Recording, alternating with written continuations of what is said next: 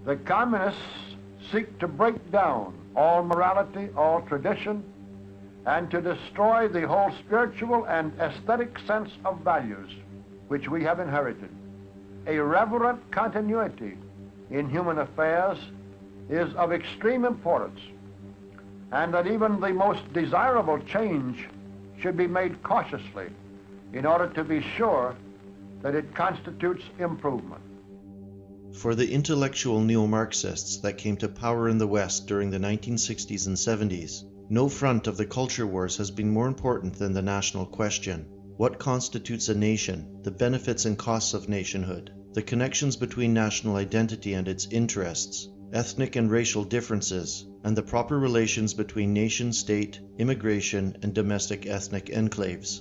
4 of the 5 taboos in the social sciences are related directly or indirectly to the issues of race differences, blaming the victim, stereotype accuracy, and nativism. These matters were, from well before the Bolshevik coup of 1917, a primary concern of cosmopolitan intellectuals who fought against any beliefs that would bolster Western identity or confidence. One such activist was Columbia University anthropology professor Franz Boas, who helped supplant the nascent biosocial sciences in the United States with the liberal New Social Sciences. Boas's opposition to biosocial science was valorized as scientific anti-racism, pioneered in a famous publication of 1912 entitled The History of the American Race. The research purported to demonstrate that races rapidly converge on a common type when living in the same country. His goal was to assuage Anglo-American concerns that mass immigration would alter national identity. Boas, who descended from a long line of Jewish German Enlightenment thinkers, was so strongly motivated in this direction that he opposed all biological theories of human nature, and to that end he abandoned rigorous academic standards. Despite evincing the values of the 1848 French liberal revolutionaries, he remained a stalwart of the Soviet Union, even through the Holodomor, the Ukrainian genocide of 1932, in which over 6 million people died. On the scientific side, he doggedly supported official Soviet Lamarckianism, the theory that characteristics acquired by individuals during their lifetimes are passed on genetically to children, and Boas remained a Lamarckian long after the theory was discredited within scientific circles. Later in his career, he approved of Margaret Mead's deeply flawed doctoral thesis on Samoan teenage sexuality that attributed white puberty blues to negative pathologies of Western civilization. His 1912 research, a keystone document in the effort to radicalize American social science, has been recently shown to be fallacious, not only in the data collected by junior colleagues, but in the statistical analysis conducted by Boas himself, despite his being a master statistician. Subsequent attacks on biosocial conceptions of ethnicity and nationhood have frequently been tempted to trade truth for ideology. This doesn't try to suggest that pioneer left-wing social scientists were Soviet agenteurs, but they were certainly sympathetic to Marxist utopianism. For example, John Dewey, held by Canadian sociologist Eric Kaufmann to have co-founded the New Social Sciences with Boas, was not a Stalinist, neither was he a revolutionary. But he did move in far-left circles, and in 1937 chaired the Commission of Inquiry into the charges made against Leon Trotsky in the Moscow trials, organized by a Trotskyist front organization that included Boas. And of course the commission concluded that Trotsky had been loyal to the revolution.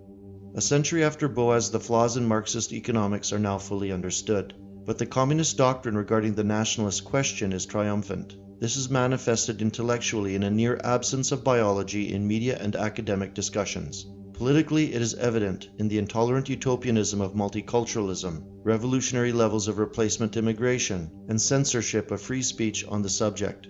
The loss of this front in the culture wars has unhinged the West's political leadership in its capacity to comprehend ethnic affairs in a growingly diverse and sinister world.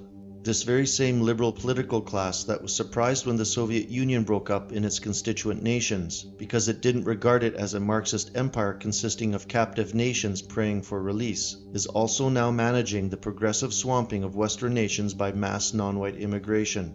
The policy is baffling from an evolutionary perspective, because it is drastically reducing the collective survival fitness of ethnic European populations. Not everything about the process is new. Displacement of populations through colonization has been happening since time immemorial, but usually on a much smaller scale. What distinguishes the present situation throughout much of the West is that it was not initiated by armed invasion. Instead, colonization is occurring at the invitation of the Western elites, contrary to the majority of public opinion, and the process is epochal, whether viewed through zoological, national, or democratic eyes. Furthermore, it is also supported by all of the cultural and political institutions that control Western civilization at present. Ethnic minorities are routinely represented by university-educated elites with access to the mass media and governmental commissions, while the ethnic majority is usually not. The class difference corresponds with the institutional support, such that minority advocates are privileged by the establishment, while majority advocates are excluded. Minority ethnic activists are treated with deference by government, the media, universities, and corporations. They receive positive media coverage, soft jobs, and other perks from the multicultural and immigration industry. They are invited to participate in government forums, while political parties often favor them for pre-selection as a means of attracting the so-called ethnic vote. Activist lawyers volunteer strategy and legal services. Any peccadillos and indiscretions are overlooked and omitted in the media's reportage. By contrast, majority activists are derided by the media, university experts, minority activists, and government officials. There are no jobs for advocates of European interests in the multicultural industry or in Western governmental agencies. They are not invited to governmental forums. Lawyers demand full payment. European advocacy can sabotage careers, while peccadillos and indiscretions become the whole story. Throughout the West, efforts continue to legislate ever harsher penalties for expressions of loyalty to shrinking white majorities. Vilification of ethnic consciousness helps perpetuate this difference. The resulting stigma helps silence the professional class that would otherwise be marshaled into a powerful electoral and cultural defense league for the historical European nations. The class difference between minority and majority ethnic advocates has been instrumental in the top-down demographic revolution now underway across the Western world. And this happens in democracies when elites have become alienated from the founding national stock. One of the first casualties in this process is a consideration of human nature, which would act as a deterrent to the modern wave of millenarian socialism. In the United States example, this changing of the intellectual guard occurred in the 1950s, having already been apparent since the 20s and 30s with the rise of the anti-Anglo ideology, dressed up as anti-racism. That was the initial tipping point. The Gramscian process came full circle, as graduates of elite universities conveyed the cosmopolitan cultural Marxist agenda to the federal government, including the executive, the Supreme Court, and senior levels of the bureaucracy. The alienation of the state from the nation left heritage Americans without effective leadership, and thus ill-equipped institutionally or financially to contest control of centralized government, education, and media, while the remainder of the 20th century saw the mopping up of uncoordinated pockets of Anglo-European descent. One rearguard action was flight from the mainstream churches to evangelical denominations whose preachers were not the products of Ivy League colleges or adherents of progressive ecumenicalism, the other being white flight, where droves of heritage Americans were forced out into rural areas in a desperate attempt to redevelop their previous cultural contract, only to be followed relentlessly by migrant placement quotas and land use restrictions. Despite such resistance, the top-down march of cosmopolitan socialist ideas has had a general indoctrination effect.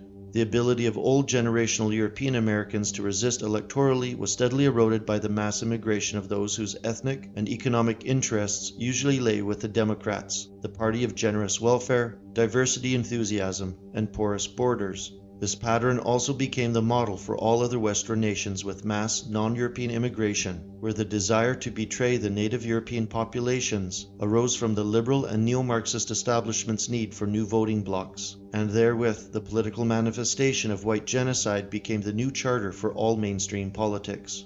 So, with no political or social advantage given under these new cultural conditions, where the mathematics of democratic process will now no longer allow for any power at any level to the undermined European ethnic groups, what are their options for self-realization other than a long, drawn-out fight that shall be contested for generations, and one that will pile heaps of countless bodies from one dark horizon to the other?